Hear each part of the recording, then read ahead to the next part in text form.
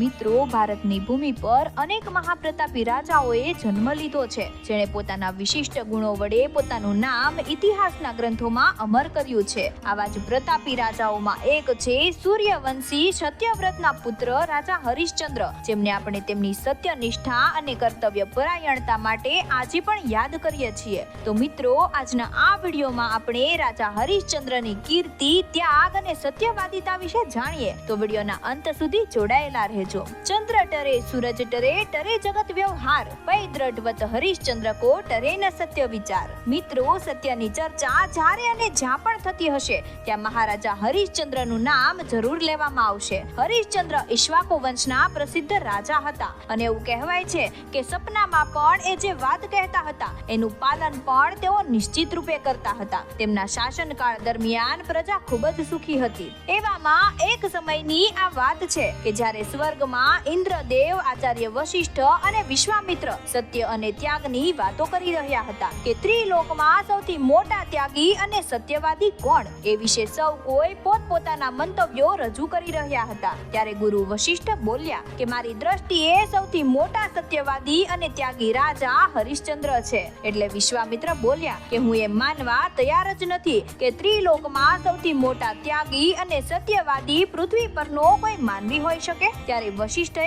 કીધું કે તમે સ્વયં જ તેની પરીક્ષા કરી શકો છો. ત્યારબાદ એક વખત રાજા હરિશ્ચંદ્ર વનમાં વિહાર કરી રહ્યા હતા અને ત્યારે વિશ્વામિત્ર તપસ્વીનું રૂપ લઈને પ્રકટ થયા. ત્યારે રાજા હરિશ્ચંદ્રએ તેમના આશીર્વાદ લેતા કહ્યું કે હું આપની શું સહાયતા કરી શકું. એટલે વિશ્વામિત્રએ આશીર્વાદ આપતા કહ્યું કે હું એક મોટા યજ્ઞની તૈયારી કરી રહ્યો છું. જરૂર પડશે ત્યારે હું જરૂર આપને યાદ કરીશ. થોડા દિવસ પછી વિશ્વામિત્ર અયોધ્યાના રાજમહેલમાં પધાર્યા અને હરિશ્ચંદ્રને કહ્યું કે હવે મારે યજ્ઞ કરવા માટે આપના દાનની આવશ્યકતા છે, પરંતુ મને નથી લાગતું કે આપ એ દાન કરી શકશો. એટલે રાજા હરિશ્ચંદ્ર બોલ્યા કે મહારાજ, અમે સૂર્યવંશી રાજાઓ પોતાના પ્રાણની પરવાહ કરતા પહેલા અમારા આપેલા વચનોનું પાલન કરીએ છીએ. ત્યારે વિશ્વામિત્ર બોલ્યા કે મને દાનમાં આપનું ધન, સંપદા, ઐશ્વર્ય બધું જ જોઈએ છે. બધા રાજ દરબારીઓ તો આશ્ચર્ય પામી ગયા. ત્યારે રાજા હરિશ્ચંદ્રએ એક પલ પણ વિચાર કર્યા વગર કહ્યું કે આ પંચતત્વોની સાક્ષીએ આજથી મારી તમામ સંપદા હું તમને દાન કરું છું.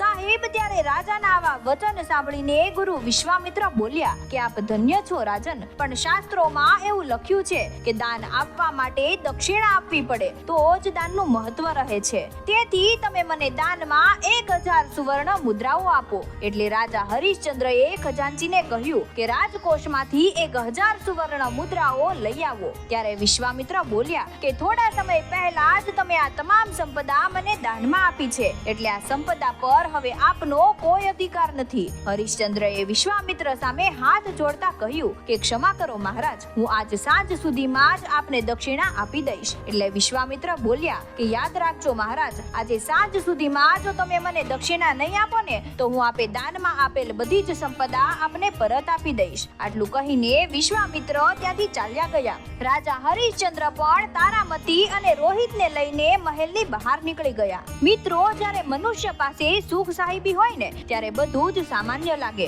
પણ હવે સાંજ સુધીમાં 1000 સુવર્ણ મુદ્રા ક્યાંથી લાવવી એ આ મહાન રાજા માટે સૌથી મોટો પ્રશ્ન થઈ પડ્યો. રાજા હરિશ્ચંદ્ર તો ગુલામોની બજારમાં જઈને પોતાની બોલી લગાવવા લાગ્યા અને ગંગા કિનારે સ્મશાન ઘાટ ધરાવનાર એક વ્યક્તિએ રાજા હરિશ્ચંદ્રને 1000 સુવર્ણ મુદ્રાઓ આપીને ખરીદી લીધા અને સ્મશાનની બધી જ જવાબદારીઓ તેમને સોંપી દીધી. ત્યારબાદ હરિશ્ચંદ્રએ 1000 સુવર્ણ મુદ્રાઓ વિશ્વામિત્રને દક્ષિણામાં આપી દીધી અને પોતે દાસ બની ગયા. એટલે પત્ની પર તેનો કોઈ પણ અધિકાર ના રહ્યો. કહેવાય છે ને કે કાળનું ચક્ર અવિરત ચાલતું જ રહે છે. હરિશ્ચંદ્ર સ્મશાનની જવાબદારીઓ પ્રામાણિકતાથી નિભાવતા રહ્યા અને તારામતી પુત્ર રોહિત સાથે ઝૂંપડીમાં રહેવા લાગ્યા. તેઓને કોઈ ઓળખી ના શકે તેવી દયનીય દારૂણ એમની સ્થિતિ થઈ ગઈ હતી. એક વખત હરિશ્ચંદ્ર રાતે સ્મશાનની વ્યવસ્થા જોઈ રહ્યા હતા ત્યારે તેમને એક સ્ત્રીના રુદનનો અવાજ સંભળાયો. સ્ત્રી સ્મશાન પાસે એક બાળકને તેડીને ઊભી હતી. એના મુખ પર ઘૂંઘટ ઢાકેલો હતો. એટલે હરિશ્ચંદ્રએ પૂછ્યું કે આપ કેમ રડો છો? આપને શું સમસ્યા છે? એટલે સ્ત્રીએ કહ્યું કે મારો પુત્ર બહાર રમી રહ્યો હતો અને ત્યારે એક સર્પે તેને દંશ માર્યો અને મારા એકના એક પુત્રનું મૃત્યુ થઈ ગયું છે. મારી પાસે એટલું ધન પણ નથી કે હું મારા પુત્ર પુત્રની અંતિમ વિધિ કરી શકું. આ દુખિયારી સ્ત્રી પોતાનું દુઃખ વર્ણવતી હતી ત્યારે હરિશ્ચંદ્રને લાગ્યું કે આ અવાજ તેણે પહેલા પણ ઘણીવાર સાંભળેલો છે અને આ અવાજ સાથે તેમનું ભવોભવનું બંધન છે. એટલે હરિશ્ચંદ્રએ પૂછ્યું કે દેવી, આપના પુત્રનું નામ? સ્ત્રીએ કહ્યું કે મારા પુત્રનું નામ રોહિત અને મુજ દુખિયારી અબળાનું નામ તારામતી છે. ત્યારબાદ હરિશ્ચંદ્રએ તે સ્ત્રીનો ઘૂંઘટ ઉઠાવ્યો અને બંનેની નજરો મળી. ઘણીવાર સુધી એ બંને કશું બોલી ન શક્યા. બંનેની આંખોમાંથી અશ્રુની ધારાઓ વહેવા લાગી અને હરિશ્ચંદ્રએ રોહિતના શબને નીચે રાખ્યો. તારામતીએ કહ્યું કે સ્વામી, રોહિતના અંતિમ સંસ્કારની વ્યવસ્થા કરો. ત્યારે હરિશ્ચંદ્રએ કહ્યું કે સ્મશાનનો નિયમ છે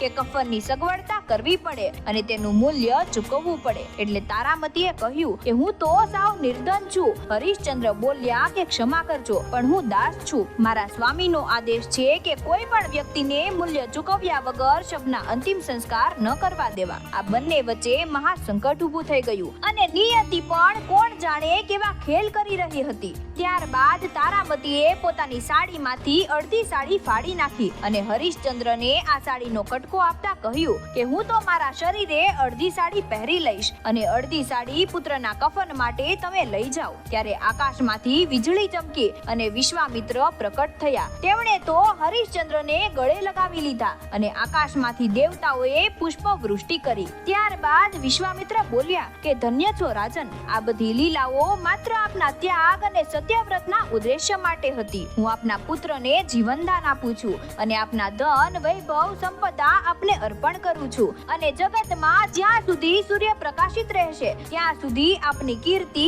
ત્યાગ અને સત્યવાદિતા અમર રહેશે અને જગત આપને સત્યવાદી રાજા હરિશ્ચંદ્રના નામથી ઓળખશે. વિડીયો પસંદ આવ્યો હોય તો વિડીયોને લાઈક કરો અને વધુમાં વધુ શેર કરો તથા અવનવા આવા જ વિડીયો જોતા રહેવા માટે અમારી ચેનલને ફોલો તથા સબસ્ક્રાઇબ કરવાનું ના ભૂલતા. ધન્યવાદ.